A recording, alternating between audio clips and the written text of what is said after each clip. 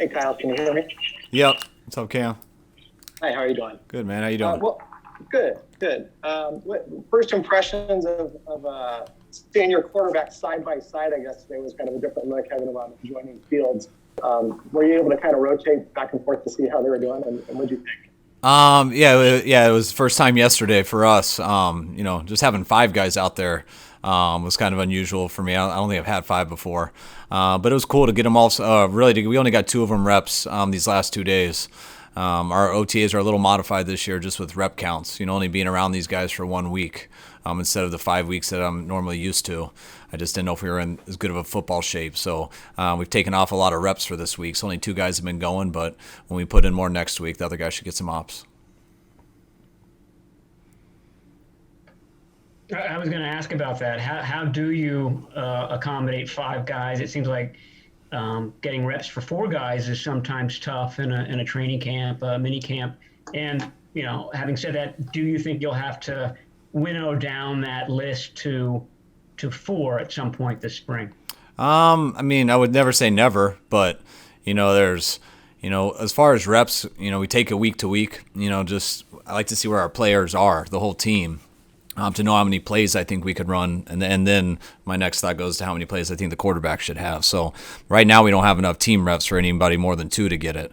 I expect that to change the next week. When you have five guys, I think they'll all get some reps throughout OTAs. With that four and fifth guy, 3, 4, and 5 not being that consistent. It's going to depend on the day, really, but I don't think that's always the case. I've had some young guys come in who don't get a rep, and then they get there in training camp. I know it's frustrating for the guys because you always want the opportunity, but they've been handling it right. They've been in there a lot. You don't always get it with the team, but they get it with the wideouts on the side and stuff, and they don't always need to be in the drills or in the competitive periods to impress us. We're drilling the heck out of them right now and getting an idea of what we're working with. Hey, Kyle. We didn't see Nick Bosa out there. Can you kind of give us the rundown on where he is both physically and where he is actually in the United States? Yeah, Nick's in Florida. I've been talking to Nick since February on this. He came out in February for a while to get checked up on his knee and stuff, and with him coming off the ACL and everything, it's going great. I'm sure you guys have seen some videos, but he's got a good setup out there with his brother and the guy who works with his knee. They're in contact with our guys all the time, and just didn't want to take him off his routine right now, and I totally agree with him out there. He's going to show up at some time during this, but he won't be going out there doing anything coming off the ACL, but we fully expect him to be ready for training camp. Kyle, obviously you guys got a lot of business done this offseason. It seems like the next big thing would be Fred Warner. How much of a priority is it to get that done? Do you expect that to be something that you aim to get done before training camp starts? I wouldn't say I put like an exact thing on when I want to get it done personally. I kind of feel I'd say the same about him as I did about Kittle when we were talking about it. I just see that kind of as a matter of time. I know he's not going into his free agent year or anything like that, so that's why it's not always on my mind. But Fred's a guy that I plan on being here forever, and who has earned that. And I'd be surprised if that doesn't start sooner than later.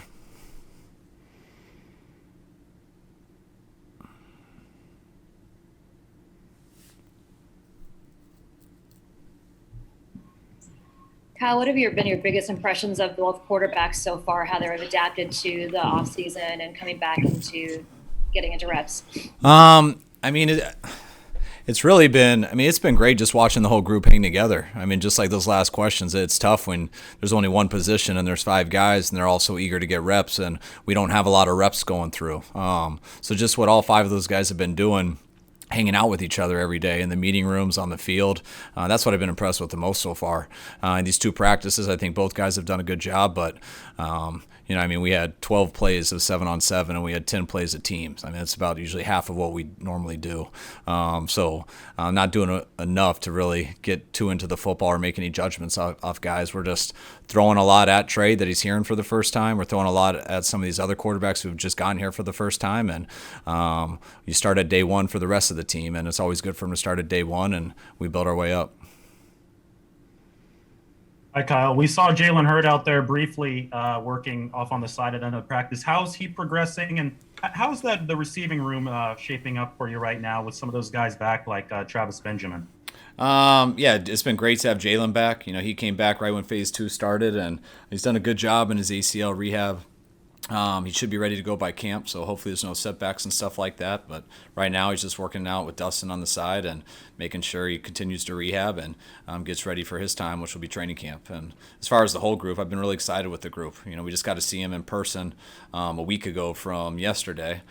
They came and worked hard on Monday. We got 4 days to really condition them, and I thought the wideouts really worked very hard last week, which allowed us to be somewhat prepared this week. And I think we'll turn it up a lot more with them the following week, because that's usually my biggest concern in OTAs are kind of the wideouts and the people who do most of the running with the soft tissue injuries. So I think they've been getting in real good shape.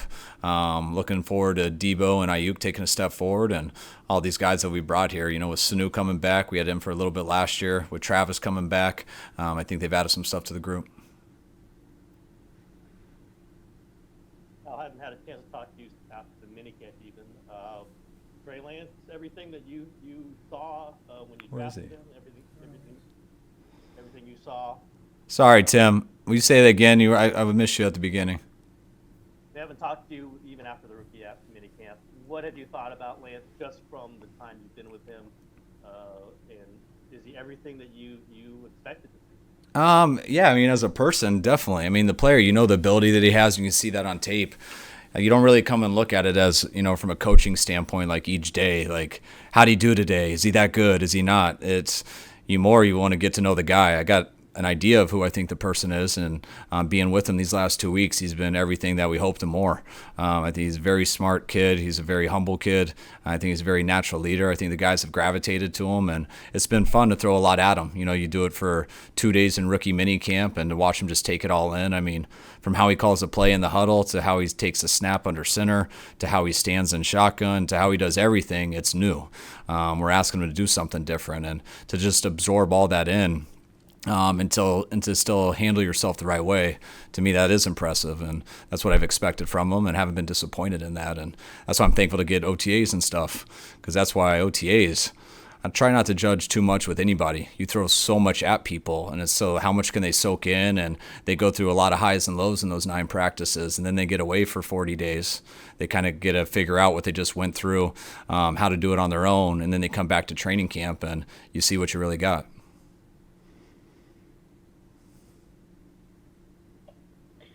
Kyle, there have been reports, I guess, that Weston Richburg was going to retire. Is that the case? And then also, could you just provide an update on D Ford, where he is, and could he be ready for, say, training camp, or is it later than that?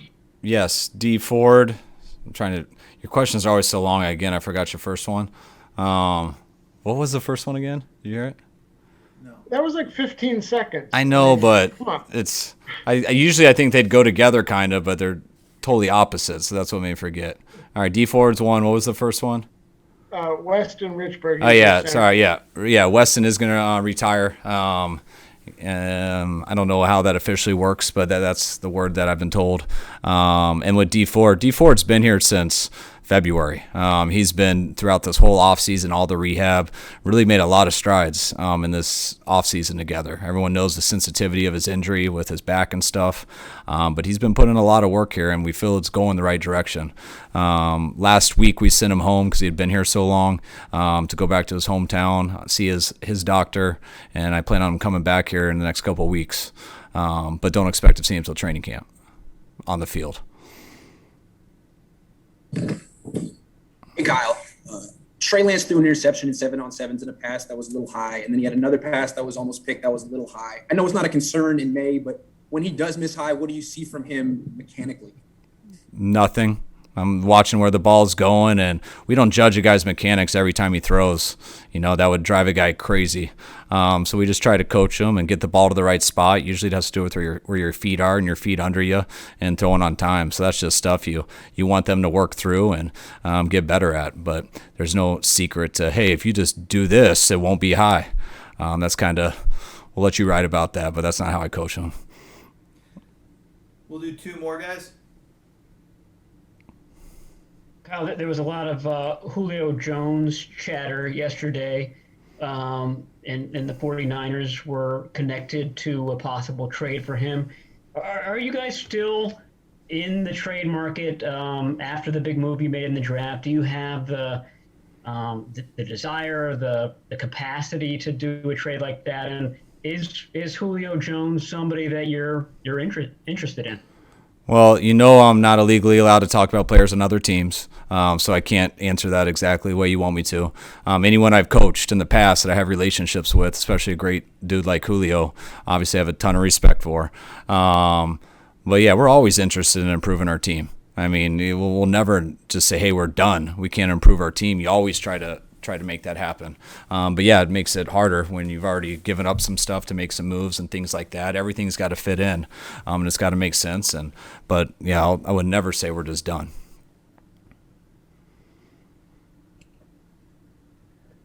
Kyle, what's it say to you? Just the overall attendance seems to be really high, and obviously some guys aren't participating in team drills. But just given all the talk with the PA and the thought that so many players would be boycotting OTAs, what's it mean to you to get such high attendance from your guys? I was real happy. I mean, you hear a lot of that stuff, and but for our guys to show up like they did, my biggest concern was only getting a week with the guys because, I think this is my 18th OTA since we didn't have one last year.